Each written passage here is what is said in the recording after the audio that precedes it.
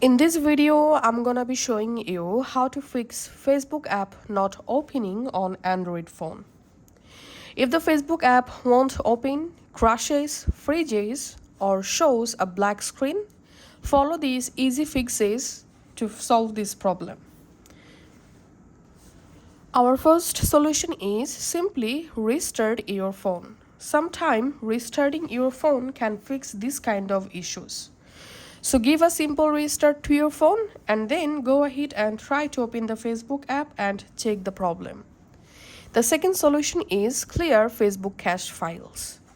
From your app library, long press on Facebook app and tap on this eye icon to go to your Facebook app info page. In here, scroll down and tap on storage and tap on clear cache.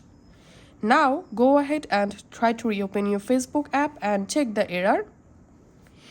If you're facing the same error, then the third solution is we have to update the Facebook app.